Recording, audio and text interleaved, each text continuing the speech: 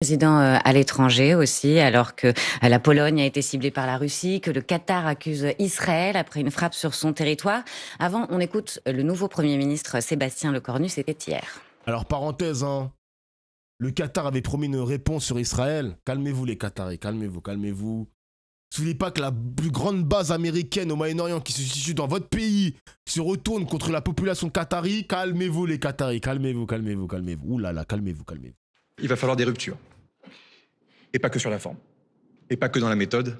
Des ruptures aussi sur le fond. On va revenir sur ce mot rupture, mais d'abord, vous, Dominique de Villepin, vous aviez appelé à nommer un Premier ministre de gauche, et c'est finalement l'un des plus proches du président qui a été choisi. Est-ce que c'est une erreur? Alors j'avais, pour être exact, appelé à respecter le suffrage des Français et à respecter la démocratie.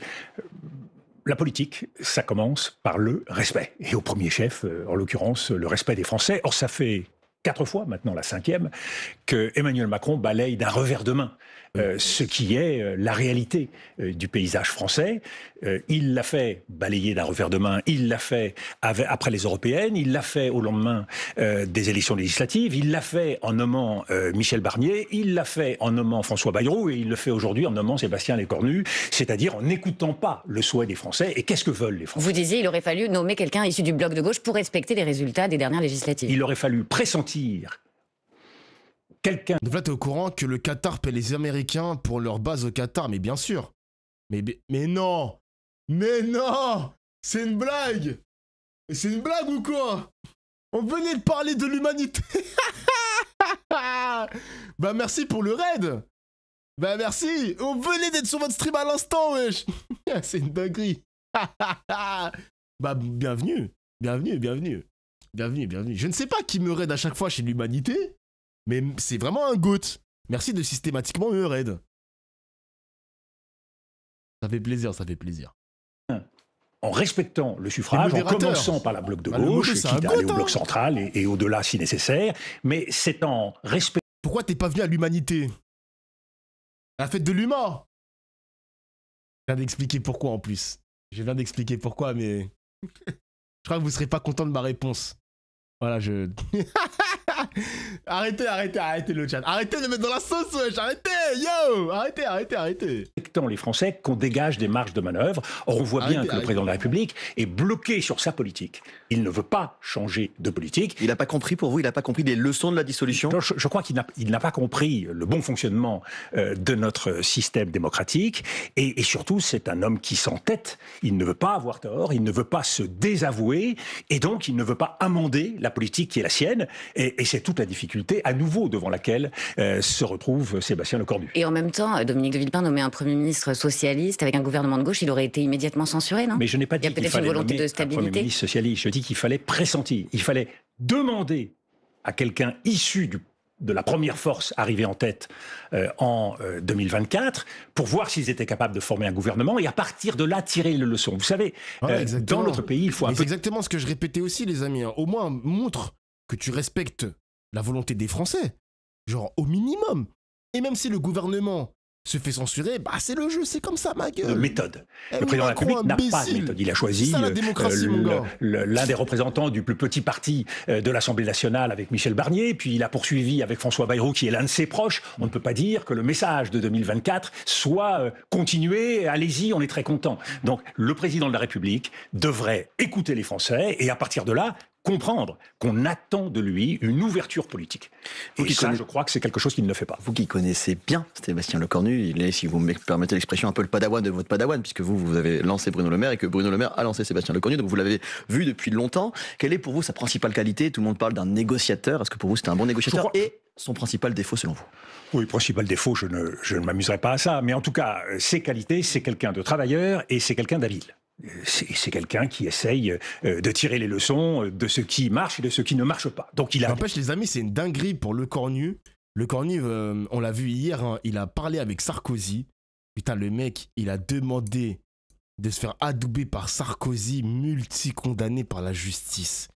À quel moment tu demandes l'approbation, le SO, une dédicace par Monsieur Sarkozy? Pitié, genre. On vit dans quel monde? On vit dans quel pays, les gars? C'est pas possible. Genre, désolé, je suis fou, quoi.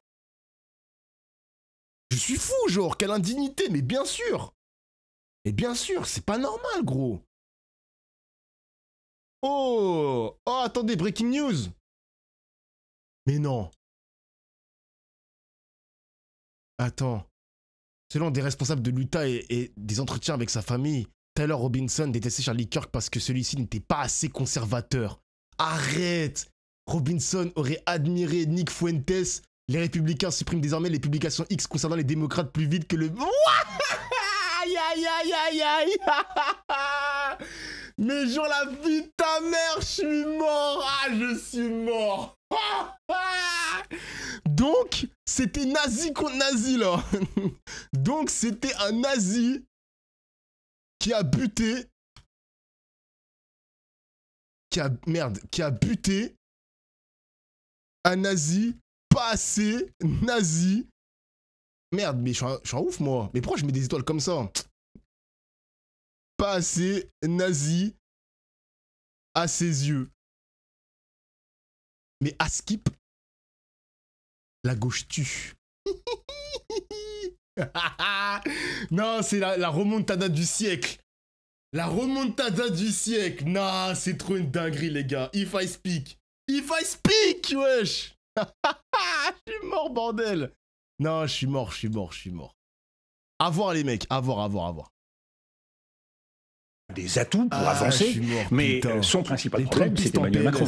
Et c'est pour ça, quand il dit, ou suggère dans la cour de Matignon, humilité et sobriété, il adresse certainement un message à François Bayrou. Mais ce message, Emmanuel Macron ferait bien de l'entendre. Quand j'étais moi-même, en 2002, au soir du premier tour des élections présidentielles avec Jacques Chirac, Chirac vient me voir en me disant, il faut refaire mon discours. Il se retrouve face à Jean-Marie Le Pen et il me dit, humilité, sobriété, gravité. Vous pensez que Sébastien Lecornu, dans la cour de Matignon hier, adresse un message, une ode à l'humilité au président de la République? Ou inconscient, en tout état de cause, vous savez, les leçons, il faut les prendre d'où qu'elles viennent. Je pense que le président de la République doit faire preuve de moins d'arrogance et de davantage d'écoute des Français. Aujourd'hui, c'est sa responsabilité qui est en jeu.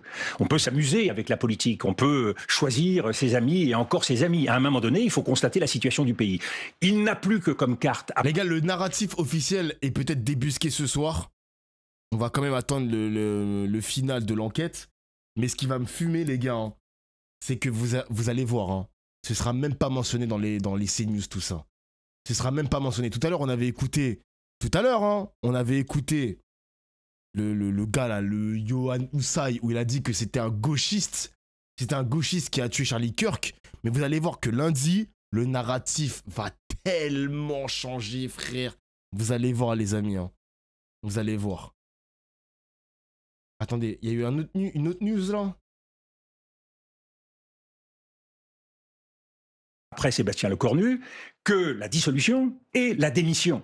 Le moins qu'on puisse dire, c'est qu'il est en train de jouer avec la démocratie française. Mes condoléances pour la perte de votre ami... Mes condoléances pour la perte de votre ami Charlie Kirk. Comment tenez-vous le coup? Donald Trump répond, très bien, je pense. Vous voyez tous ces camions? C'est la construction de la salle de bal de la Maison Blanche. Ils s'en bat les couilles. Ils s'en bat les couilles de Charlie Kirk, wesh.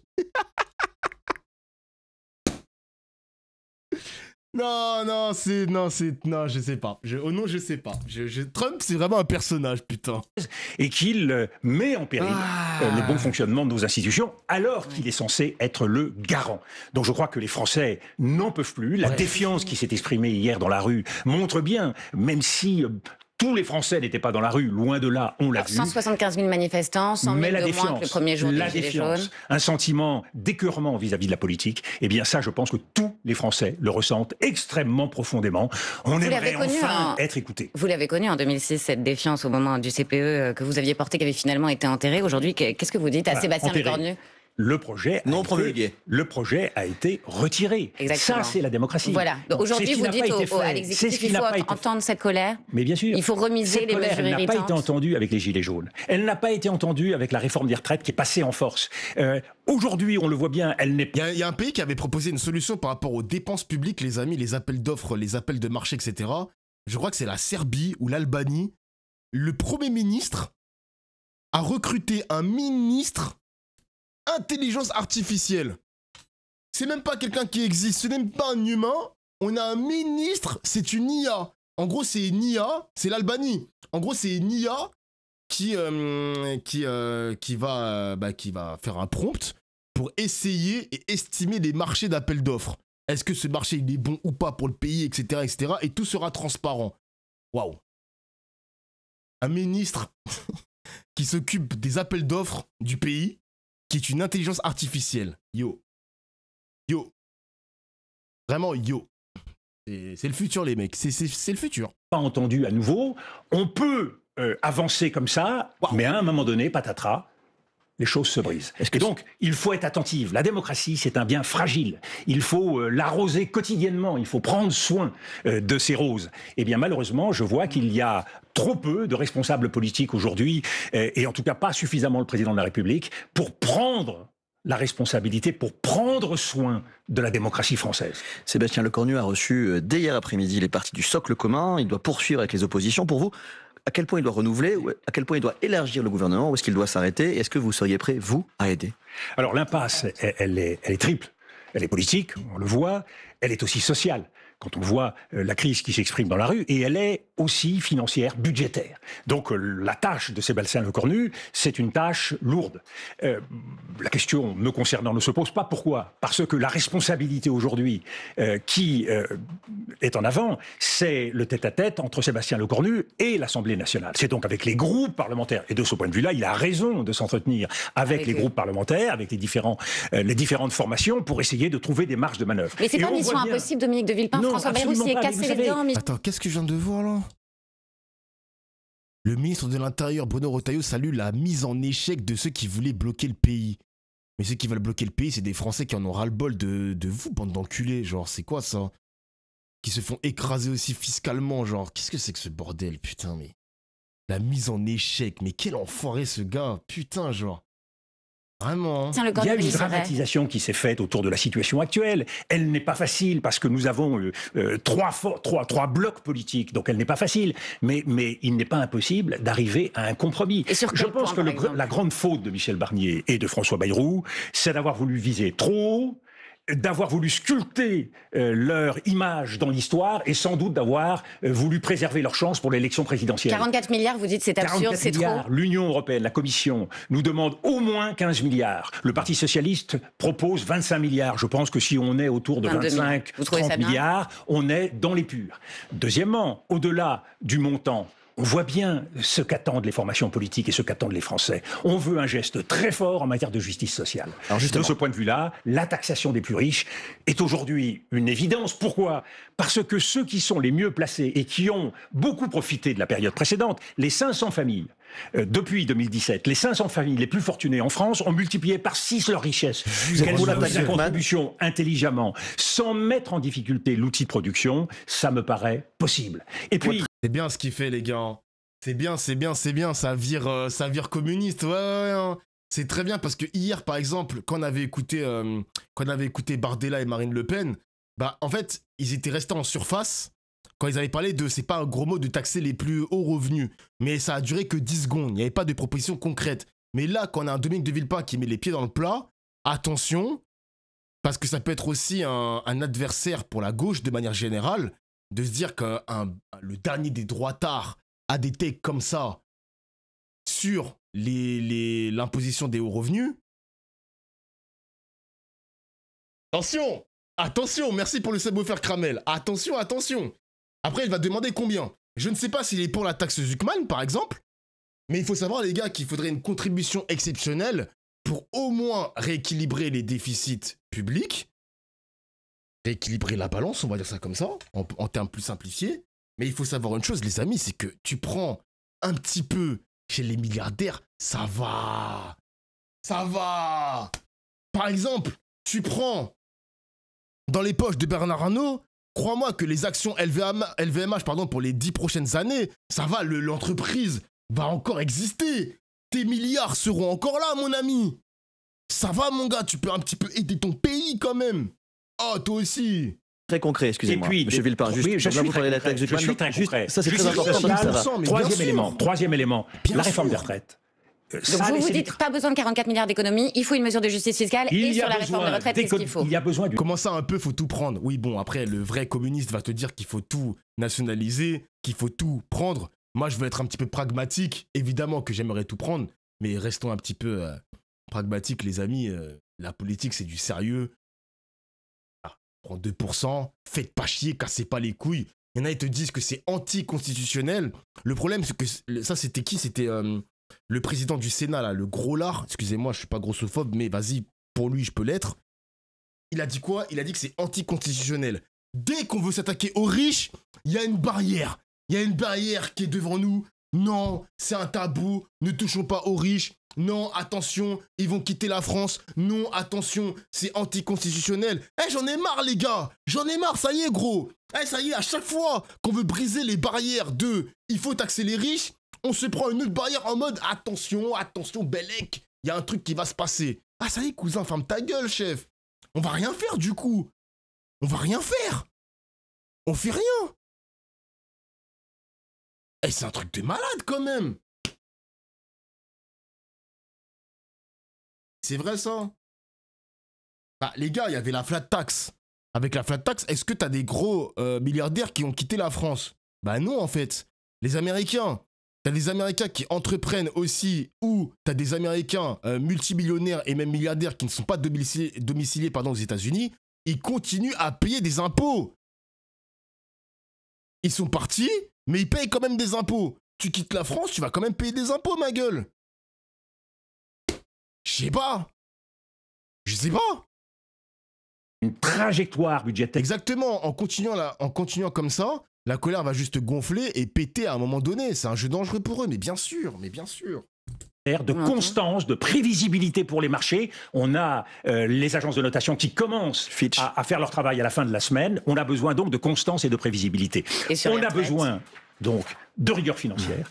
On a besoin de rigueur dans l'investissement productif. Parce qu'à quoi ça sert de faire des efforts si, au bout du compte, notre croissance tombe? Donc il faut penser à l'avenir. Et nous avons un certain nombre de défis. Nous avons 5 modernisations à faire en France. Nous avons la digitalisation, nous avons la décarbonation, nous avons la démocratisation pour éviter la montée des populismes partout en Europe. Un mot sur les nous avons une exigence de souveraineté et nous avons une exigence de gouvernance territoriale. Et de ce point de vue-là, Jean-Louis Borloo, qui a été un formidable ministre entre 2005 et 2007 avec moi, puisque c'est la période, je le rappelle, dans les 25 dernières années, où nous avons réduit la dette et réduit les déficits avec Thierry Breton, Jean-François Copé, Jean-Louis Borloo et Gérard Larcher. Eh bien, Jean-Louis Borloo apporte des idées extrêmement fortes.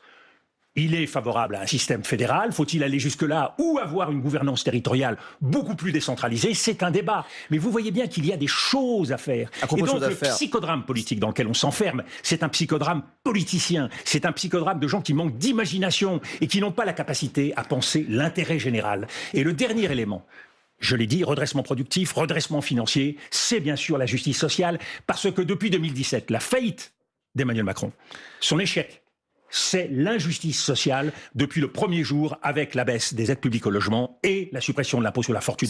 Donc il y a un signe très fort à donner. Ça ressemble un peu à un discours de politique générale. On a l'impression d'avoir un peu un candidat face à nous. Vous ne niez pas votre intérêt pour la présidentielle de 2027. Pourquoi vous n'assumez pas clairement votre candidature aujourd'hui? Parce que c'est pas le sujet.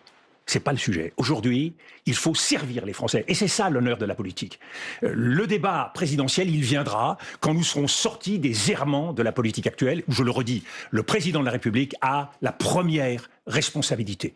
Et il faut que Sébastien Lecornu soit capable, parce que quand on est nommé Premier ministre, on peut estimer, quand on fait de la politique politicienne, qu'on a des devoirs vis-à-vis du président de la République. Mais il a d'abord un devoir vis-à-vis des Français. Et là, il est temps de s'émanciper. On ne va pas jouer éternellement les petits garçons qui amusent le président, un verre de whisky à la main, en racontant des histoires ou en moquant tel et tel personnage politique. Mais c'est à cela qu'ils se sont adonnés et l'un et l'autre au fil des années. François Bayrou l'avait dépeint comme un courtisan. Mais ce n'est pas le rendez-vous d'aujourd'hui. Aujourd'hui, Sébastien Lecornu a des comptes à rendre aux Français. Je le redis, un Premier ministre, il est nommé par le Président de la République. Ouais, il sera candidat, les mecs. Hein. Franchement, moi, ce qui pourrait m'intéresser dans cette course à la présidentielle, c'est de savoir s'il fera un meilleur pourcentage que Zemmour. Parce qu'on ne sait pas encore si Zemmour sera officiellement candidat ou si ce sera Sarah Knafo. Parce qu'il faut savoir que Sarah Knafo, elle jouit d'une... alors, je ne sais pas si elle jouit avec Zemmour, mais en tout cas, elle jouit d'une cote de popularité assez intéressante. Mais en réalité, je veux savoir, est-ce que De Villepin fera mieux en termes de pourcentage que Zemmour? Non, ça sera Zemmour. Ah, tu penses? Pensez? Ça dépend des médias qui vont le soutenir. Alors, les gars, depuis le scandale Patrick Cohen, c'est son prénom, hein, je crois que c'est son prénom. Non, Sébastien, non, je sais plus. Bref, Monsieur Cohen, avec Thomas Legrand, le mec qui roule pour Glucksmann. Putain, Glucksmann, les gars. Oh, je vais vous montrer un truc que j'ai vu aussi de Glucksmann. Mais pitié, genre. Je crois que c'était Rima Hassan qui avait partagé le tweet. Pitié, Glucksmann, pitié. Qui es-tu, genre? Ah, c'est là le tweet. Écoutez, les mecs. Honte. Vraiment, la honte. Pour l'écologie, pour la démocratie, pour la France et pour l'Europe. Non, pitié, genre, pitié. J'ai gars, pitié. Non, non. Ah. Comment c'est possible d'aimer Glucksmann? C'est un clone de Macron, mais bien sûr. C'est un clone de Macron, les mecs. Vraiment. Ce pays est fini, frère. Ce pays est finito. Ah là là là là. Mais il a des comptes à rendre devant l'Assemblée nationale et il a des comptes à rendre devant les Français. Donc, émancipation. C'est ça la feuille de route de Sébastien Lecornu. Il ne doit pas être le gentil toutou de Monsieur le Président. Et à partir de là, la démocratie française s'en trouvera renforcée. Dans un instant, Dominique de Villepin, Poutine teste-t-il les Européens? Quelles conséquences après les frappes israéliennes contre le Hamas au Qatar? Avec vous, Dominique de Villepin. C'est la pub. C'est vrai que là, j'aimerais bien l'entendre sur la politique européenne. Je veux. Ouais, c'est quoi ce clip? Agathe Landray, Paul Larouturou. Avec Dominique de Villepin, ancien Premier ministre, ancien ministre des Affaires étrangères, notamment une star américaine tuée devant les caméras, Paul. Les images de sa mort sont glaçantes. Son nom est Charlie Kirk, vous venez de l'entendre. Donc c'est un influenceur de 31 ans, très figure célèbre du Trumpisme. Le président américain a annoncé sa mort et a publié un message dans la nuit sur ses réseaux. Depuis des années, la gauche radicale a comparé des Américains merveilleux, comme Charlie, à des nazis. Ce genre de rhétorique est directement responsable du terrorisme que nous voyons dans notre pays, et cela doit cesser immédiatement. Trump accuse donc la gauche radicale. Il y a une ambiance de guerre civile aux États-Unis, monsieur de Villepin. Oui, et c'est pas quelque chose de nouveau. On le voit déjà depuis de nombreuses années. La violence, cette violence de masse, on y assiste depuis de très très nombreuses années. La multiplication des armes à feu, par définition, tout ce laisser-aller conduit nécessairement à la violence. L'importance des drogues, le drame du fentanyl, tout ça conduit à toute une série de folies dont on voit aujourd'hui les conséquences, que nous soyons et que nous tentions de nous préserver de cette folie de la droite, de la gauche radicale, de toute forme de radicalité. C'est le souhait qu'on peut faire pour la France. Mais on voit bien que les campagnes de critique, eh bien, elles ont des conséquences. Les mots peuvent tuer et c'est un appel à la responsabilité de tous bords, à commencer par Donald Trump, qui a une responsabilité dans cette dérive de violence aux États-Unis immense, tout simplement parce qu'il a supprimé la réalité. Vous voyez, aller comparer Charles Kirk à un martyr, c'est dire à quel point on n'est plus capable de regarder la réalité des choses en face. Dominique de Villepin, après des frappes israéliennes mardi contre le Qatar qui faisait des responsables du Hamas à Doha, le Qatar veut que Benyamin Netanyahou soit traduit en justice et reconsidère sa médiation dans la guerre. Est-ce que cette frappe a tué tout espoir de libérer les otages à Gaza, comme l'affirme le Premier ministre qatarien? Je veux croire que la volonté de paix et de négociation perdurera, mais c'est vrai que cette attaque met à mal aujourd'hui un peu plus la situation au Moyen-Orient. C'est une attaque contre un État indépendant, donc c'est une attaque illégale, c'est une attaque qui manifestement s'est faite en forçant la main de l'administration américaine, c'est une attaque qui attaque directement les négociations de paix, puisque s'en prendre à des négociateurs, fussent-ils des négociateurs du Hamas. D'ailleurs, parenthèse, les amis, je trouve ça un petit peu dommage, mais c'est nécessaire aussi pour faire passer un message. J'ai vu qu'à l'Eurovision, il y a des pays de l'Union européenne qui veulent boycotter la cérémonie, qui veulent boycotter leur participation tant que Israël fera partie de l'Eurovision. Je trouve ça louable, mais faites en sorte d'expulser Israël de l'Eurovision, frère. C'est normal. Parce que vous vous privez de l'Eurovision parce qu'il y a la présence d'Israël. Je respecte le geste, mais allez plus loin. Excluez Israël de la compétition. Casse-toi, mec. Casse-toi, genre. Je comprends bien. Oui, parce que le Hamas est un mouvement terroriste. Pourquoi vous dites que c'est illégal? Est-ce que c'est condamnable de la part d'Israël d'essayer d'éliminer ceux qui veulent l'éliminer? La Charte des Nations Unies, article 51, prévoit qu'un État peut faire usage de la Madame force, Lambret, même en dehors de ses frontières. Que dit le diplomate? Eh bien, madame... Bah tu vois, bah vous voyez, ça j'ai un problème avec ce genre de choses. J'ai un problème avec ce genre de choses parce que on va toujours trouver des excuses pour frapper n'importe quel pays, mais si par exemple c'est un pays de l'Union Européenne, ou un pays, je sais pas moi, un pays comme le Pakistan, ou je ne sais, ou l'Inde, ou même la Chine, Israël ne fera jamais ça. Israël ne fera jamais ça, les mecs. C'est parce que c'est le Qatar, c'est parce que c'est des pays un peu sous le joug de l'Amérique, où il faut faire attention, parce que si le Qatar répond, les Américains vont dire « Ah, on va peut-être vous baiser derrière ». Moi, je trouve ça très dangereux, le jeu d'Israël. Hein. Je trouve ça très dangereux, mon gars. Israël, il sait contre quel pays frapper, par exemple, les gars, le meilleur exemple, c'est la Turquie. Il faut savoir que la Turquie est un pays de l'OTAN, est un pays extrêmement militarisé, et c'est un pays qui accueille le Hamas, je crois que je l'ai dit. Mais les gars, est-ce que vous pensez qu'Israël va frapper la Turquie? Est-ce que vous pensez qu'Israël va frapper la Turquie? Mais jamais de la vie, les mecs, hein. Jamais de la vie. Jure, un nouveau sub. Vous imaginez un pays de l'OTAN frappé par Israël? Mon Dieu! Merci les gars pour le sub. Merci mon gars. Lambret, en vous écoutant, je me dis, on a perdu les repères fondamentaux qui sont ceux de la démocratie internationale. On n'a pas le droit, Pourquoi elle ne pourrait pas? Alors pourquoi ils ne l'ont pas fait avant? Bah désolé, hein, le Hamas qui était en Turquie, le Hamas est beaucoup allé en Turquie. Israël n'a jamais attaqué la Turquie. Moi désolé, hein. Excusez-moi les mecs, hein. Donc attention, hein. Attention, parce que là on parle pas de n'importe quel pays. Faut savoir que la Turquie, en nombre de militaires, il a le plus de militaires après les États-Unis dans l'OTAN. C'est un pays qui est bien militarisé. Donc faites attention, les Israéliens. Je pense qu'Israël ne craint pas grand monde. Bah, le truc, c'est que si Israël attaque un pays de l'OTAN, donc là, on parle de la Turquie, le problème, c'est que ça va faire péter l'alliance. Parce que les États-Unis, ils vont dire quoi, les États-Unis, si la Turquie réplique contre Israël? Je pense que le premier réflexe des États-Unis sera d'aider son allié historique, qui est Israël. Ah ouais, c'est ça, mon gars. Hein. Des grands criminels d'aller tuer à droite ou à gauche tous les gens qui vous gênent. En cas de légitime défense, l'ONU le permet, la charte de l'ONU le permet. On essaye de les prendre et on les traduit en justice. Mais on ne tire pas, comme dans le Far West, sur les gens impunément. Israël contre la Turquie, ceci est illégal, je le redis, c'est illégal et c'est surtout contre-productif. Parce que on attaque ainsi les négociations, on attaque également la paix. On voit bien que pour faire la paix, il faut être deux.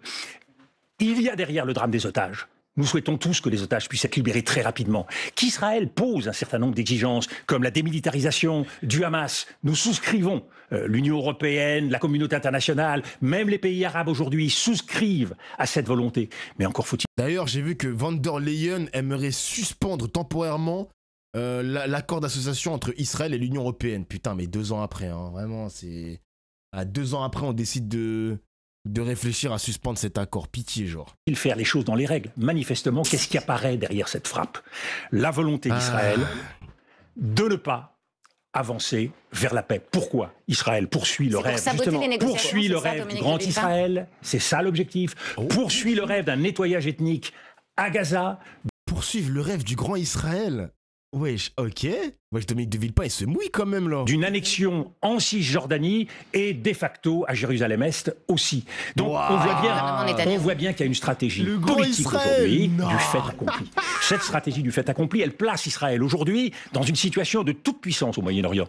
Vous savez à quand il faut remonter pour avoir un État capable de dominer le Moyen-Orient complètement? Il faut remonter à l'Empire ottoman. Depuis l'Empire ottoman, personne n'a dominé le Moyen-Orient comme Israël domine aujourd'hui le Moyen-Orient. Et vous savez quand ça s'est arrêté aussi de ses voisins, Dominique de En plus, l'Empire ottoman n'a pas dominé que le Moyen-Orient. L'Empire ottoman a dominé aussi une partie de l'Afrique du Nord, non? Empire ottoman. L'Empire ottoman, c'était... Ouais, c'était jusqu'en Afrique du Nord aussi. Après, c'est des territoires qu'ils ont perdus au 19e siècle. Mais l'Empire ottoman, putain, oh, la dinguerie, tout le territoire. Regardez, l'Empire ottoman, c'était quoi, les mecs, hein? Je sais pas si vous voyez sur... si vous zoomez un peu, c'était tout ça. Mais en vrai, Dominique de Villepin qui parle du grand Israël, vous voyez les amis, plus on avance dans les discours, plus ça va donner raison aux personnes qui disaient que ouais, Israël ne veut pas de l'État de la Palestine, mais les Français ils étaient en mode, vous inquiétez pas, Israël veut quand même une solution à 2 États. Bah non en fait. Et pareil pour le grand Israël. Et vous allez voir qu'un jour, ça va finir par être accepté. Ils vont changer le narratif, ils vont commencer à expliquer sur CNews par exemple, ou même Rachel Kahn, que le grand Israël c'est nécessaire pour la stabilité du Moyen-Orient. Ils vont trouver n'importe quelle pirouette pour justifier qu'il n'y aura pas d'État palestinien, qu'il y aura le grand Israël parce que c'est nécessaire. Ils vont dire tout et son contraire. Les mecs, on rentre dans un arc. C'est n'importe quoi. Faudrait être prêt, les amis. Faudrait être prêt. Je vous le dis, faudrait être prêt. On vit dans un monde extrêmement dangereux, les mecs. Extrêmement dangereux, genre. Extrêmement dangereux. C'est arrêté en 1836. Moi, ça me fait peur. Mais oui, mais ça me fait peur. vous frappez le... Mais Israël a été attaqué, ça ne vous donne pas les droits d'attaquer vos voisins. C'est pas comme ça que ça marche. Le droit de se défendre est un droit qui est proportionné, qui est limité. Attaquer le Liban, attaquer la Syrie, attaquer l'Iran. Mais le résultat, c'est qu'Israël et sa sécurité sont aujourd'hui suspendus à une nouvelle guerre et à une nouvelle attaque. C'est-à-dire que là où Israël pense avoir renforcé sa sécurité, Israël aujourd'hui est vulnérable à la prochaine attaque, au prochain mouvement terroriste. Et il y a au moins 3 risques pour Israël. Le premier, c'est le risque d'une nouvelle guerre, même si l'ensemble des pays voisins sont affaiblis. Le deuxième, c'est le regain de terrorisme. On l'a vu à Jérusalem. Et ça ne s'arrêtera pas, malheureusement. On ne peut pas, par la force, espérer régler un conflit. Et troisième problème, qui va être un immense problème pour Israël, la prolifération. D'ailleurs, les gars, je fais une petite parenthèse vite fait. Vous avez vu la guerre qu'il y avait eu, que j'avais commentée il y a quelques mois entre l'Iran et Israël? Il faut savoir que l'Iran, je m'attendais à une riposte assez cinglante de la part des Iraniens, parce que je pensais qu'ils avaient une armée extrêmement solide au Moyen-Orient. L'Iran, c'est le 18e PIB au monde. Ils sont juste derrière le Canada. Ils sont devant la Thaïlande, devant l'Australie, même devant la Pologne, qui est aussi un pays bien militarisé, et même devant les Pays-Bas. Mais je m'attendais pas à une... Après, ils ont quand même eu une réponse assez graduée en Iran, mais je pensais qu'ils avaient ils étaient très doués dans la technologie militaire. Mais tu vois, c'est comme la Russie. La Russie, ils ont un PIB qui n'est pas extrêmement... ils sont quand même 7e. Ok, ils sont 7e au classement. Mais t'as l'impression qu'ils ont quand même une armée assez vieillissante. Ils n'arrivent pas à dominer l'Ukraine. Ils n'arrivent pas à récupérer le territoire ukrainien comme Poutine l'avait suggéré. C'est assez compliqué quand même. Hein. En parlant de l'Iran. Attends, c'est quoi ce lien? L'Iran, c'est surtout le 4e producteur mondial de pétrole. Mais bien sûr, les gars, le pays, il est extrêmement dépendant de l'Europe, j'allais dire. Extrêmement dépendant du pétrole. C'est... Waouh, quand même. C'est quoi ce lien?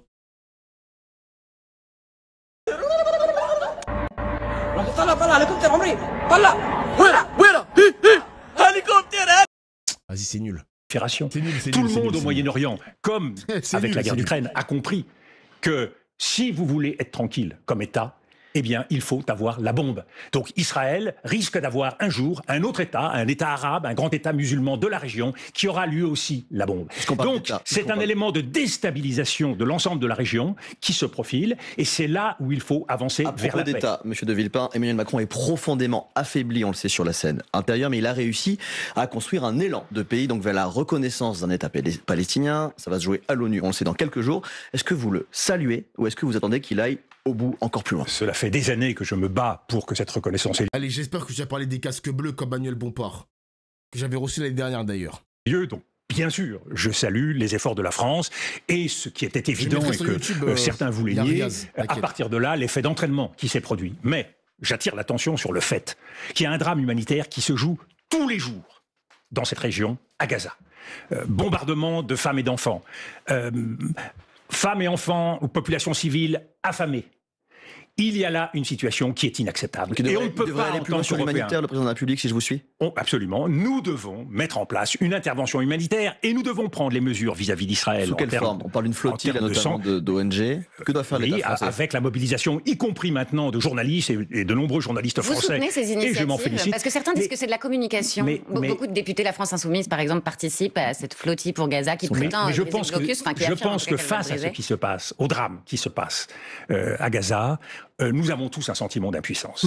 Et nous souhaiterions que la diplomatie française, nous souhaiterions que la France soit plus active, soit capable de prendre des initiatives, qu'il s'agisse de la dénonciation avec les Européens de l'accord d'association, qu'il s'agisse de mesures supplémentaires d'embargo comme le fait l'Espagne. Aujourd'hui... Il n'est pas contre ses idées quand même, ce mec-là. Hein. Il n'est pas contre ses idées. Pour lui, c'est logique de sanctionner Israël par rapport à ce qui... fait subir à la population palestinienne. C'est même pas un tabou, hein. Il brise ce tabou. C'est vrai que Macron, il n'a pas foncièrement été contre Israël. Il a eu des mots durs envers Netanyahou, mais ça n'a pas été aussi loin. C'est que des mots pour l'instant, c'est pas d'actes, c'est que des mots. Mais c'est pas un gros mot de dire qu'il faut un embargo, qu'il faut sanctionner Israël, même sur le sportif, faut le boycotter, faut vraiment pousser Netanyahou dans ses retranchements pour qu'il puisse arrêter cette folie, cette folie meurtrière. Il a mis longtemps à réagir comme beaucoup. Dominique de Villepin? Non. Je parle de Villepin. Il a pas mis longtemps à réagir quand même, c'est l'un des premiers à dénoncer ça. Ah, tu parles de Macron? Faut arrêter de séparer Israël de Netanyahou. Je suis un petit peu d'accord avec ça. J'ai déjà dit, les amis, hein, la population israélienne est un petit peu gangrénée par une sorte d'idéologie religieuse, un peu fanatisée. Je sais pas comment l'expliquer, mais on a déjà vu des reportages sur Israël, mais la manière dont sont éduqués, par exemple, les enfants, les jeunes adultes, etc., à détester leurs voisins, mais pas que les Palestiniens, les mecs, hein, pas que les Palestiniens, les autres voisins aussi, arabes et les non-juifs. Je trouve ça très dangereux quand même. Je trouve ça vraiment très très très dangereux. Mais bon, on va me traiter d'antisémite.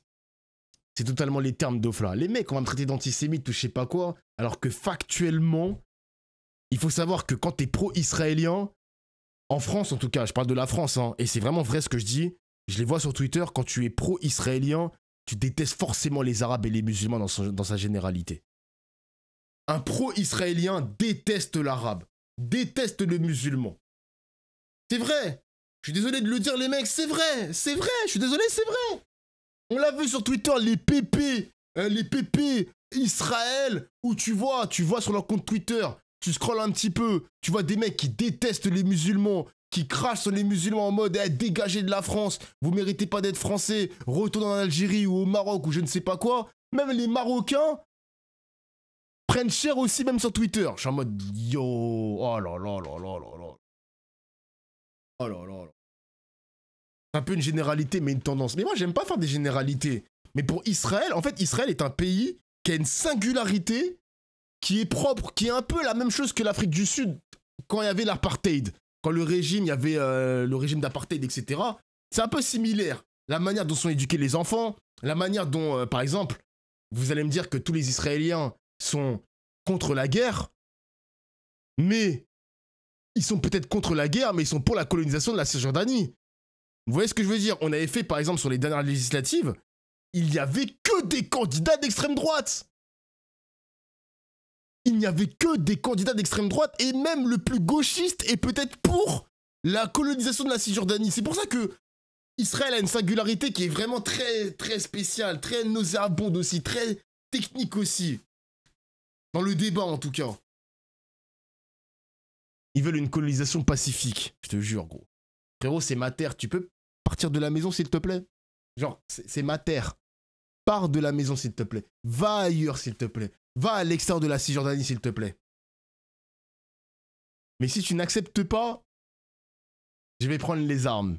Et je vais te dégager de force. Mais s'il te plaît, on passe par la voie pacifique. Pars de ma maison, s'il te plaît. C'est une dinguerie quand même, hein. C'est vraiment une dinguerie. Vraiment une dinguerie. Bref. Ah là là là là là là là là. Qui sauve l'honneur de l'Europe dans cette région? C'est l'Espagne, c'est pas la France. C'est l'Espagne, et là, bien j'estime sûr. que la France n'est pas à sa place. Bien sûr. L'Espagne a déjà reconnu l'État palestinien. Avec... Et ils disent quoi, les gars? L'Espagne, hein, et c'est quoi le narratif des Israéliens et même des Français? Ils disent, ah, l'Espagne reconnaît l'État de Palestine. Oui, c'est ça. Ah, l'Espagne, il veut sanctionner Netanyahou, il veut sanctionner Israël. Pourquoi? Parce que l'Espagne est gangrénée par l'islamisme. L'Espagne est gangrénée par le gauchisme pro-palestinien. Mais ferme ta gueule, imbécile. Ferme ta gueule. Viva España. Viva España, exactement le chat, exactement. D'autres avec l'Irlande, la Slovénie. Donc vous voyez bien qu'il y a des efforts à faire. La paix, la justice, ce sont les deux conditions pour une nouvelle stabilité dans cette région. Quelques mots. Et il faut faire comprendre ce message à Benjamin Netanyahou et à l'ensemble des Israéliens. Quelques mots, réponse rapide s'il vous plaît, avant la question qui sera posée ce matin par Agathe. Des drones russes ont été abattus en Pologne. Des drones russes dans un pays membre de l'OTAN. Est-ce que Poutine teste nos limites? Vous qui l'avez connu au début de son parcours politique, est-ce que Poutine a dans un coin de sa tête une volonté d'envahir l'Europe? Oui, c'est pas la première attaque de drone, c'est arrivé plusieurs fois au cours des dernières années. C'est la première fois que cette attaque est aussi importante, une vingtaine de drones sur le territoire polonais. Les Polonais ont activé l'article 4 qui sollicite des consultations avec les pays alliés, et ceci doit conduire à une réaction de la part des pays alliés de l'OTAN.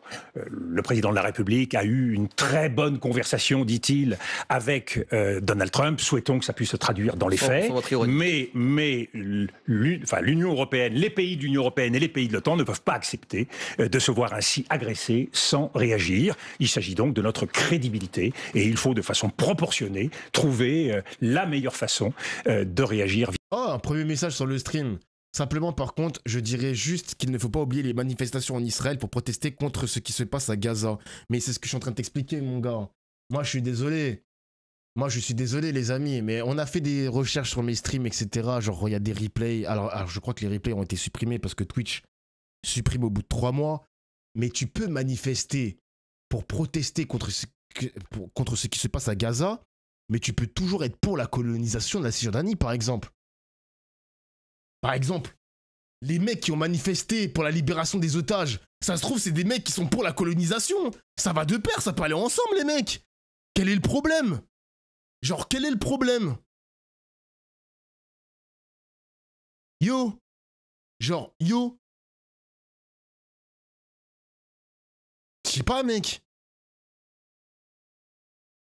Va leur expliquer aux manifestants, là. Va leur expliquer aux manifestants.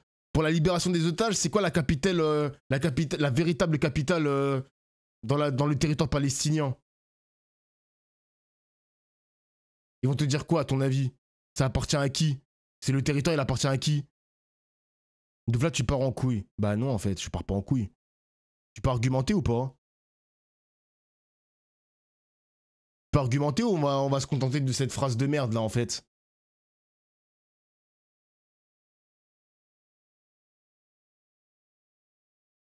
En fait, je trouve juste qu'il ne faut pas oublier qu'il y a des résistants et c'est trop facile de les obscurcir. Non, désolé les amis, désolé.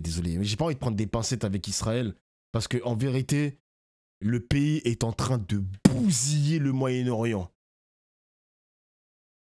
Israël est en train de bousiller le Moyen-Orient et Dominique de Villepin le dépeint parfaitement. Il se fait des ennemis partout. Le Qatar, l'Arabie Saoudite, l'Égypte, le Liban, la Syrie. C'est n'importe quoi, les mecs. C'est n'importe quoi, genre. Factuellement, c'est vrai, les mecs. Excusez-moi, c'est vrai, genre.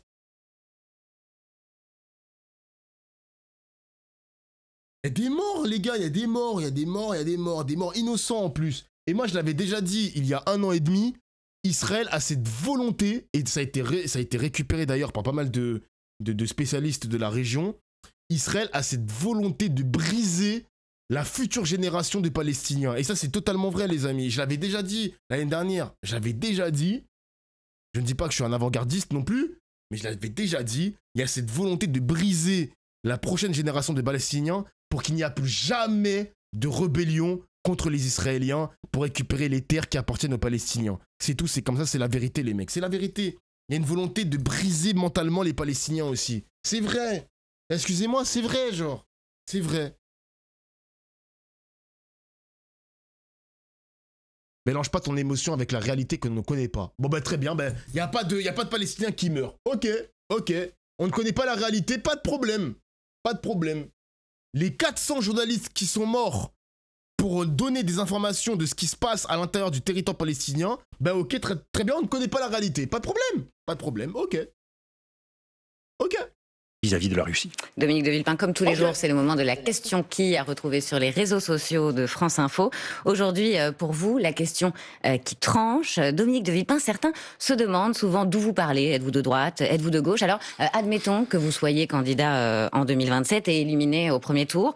En cas de duel Mélenchon-Le Pen, pour qui votez-vous et pour qui appelez-vous à voter? La question se pose à moi? Oui. Alors là, je vais vous dire, je suis très clair là-dessus, je déteste la science-fiction, je n'aime pas beaucoup la politique politicienne, donc j'ai encore moins de raisons de répondre à votre question. Il y a qu'une chose qui m'intéresse. Pourquoi vous voulez pas répondre? Qu'une chose, parce que la question ne m'intéresse pas. Il y a qu'une chose qui m'intéresse, l'intérêt général.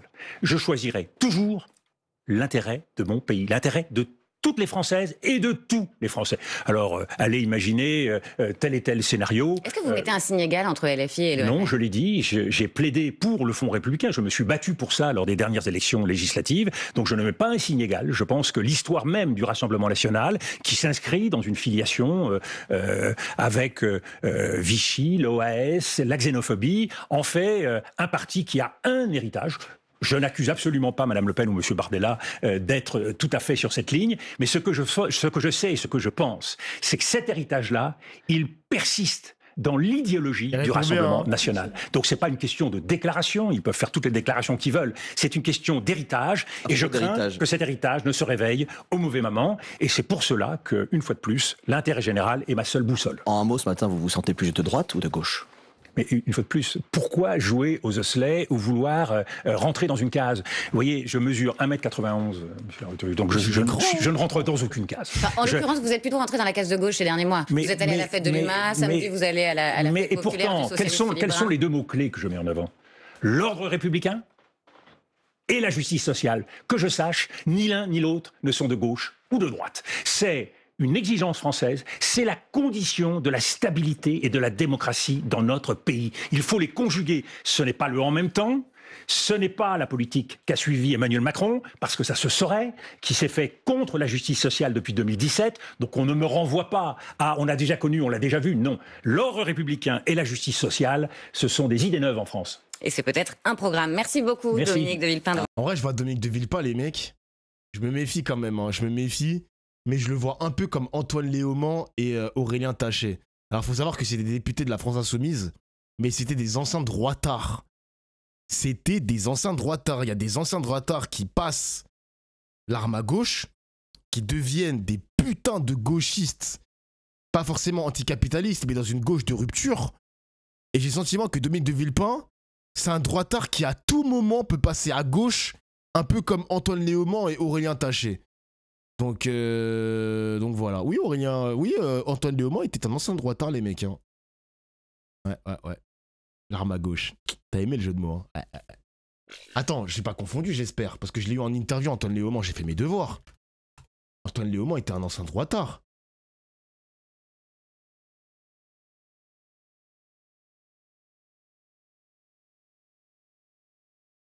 Il a soutenu le MoDem. Putain, c'est vrai. Il a soutenu le MoDem et François Bayrou de 2007 à 2010, donc pendant 3 ans.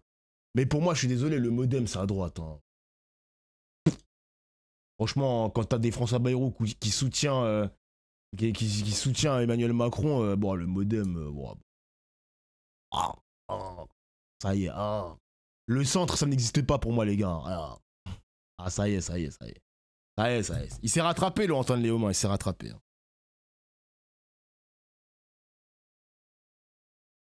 Abba le MoDem ou Abba et MoDem? C'est une dinguerie d'avoir ce pseudo quand même. Et MoDem. Le premier truc qui te vient à l'esprit, c'est pas Emma ou Emo, c'est MoDem. Le MoDem, frère.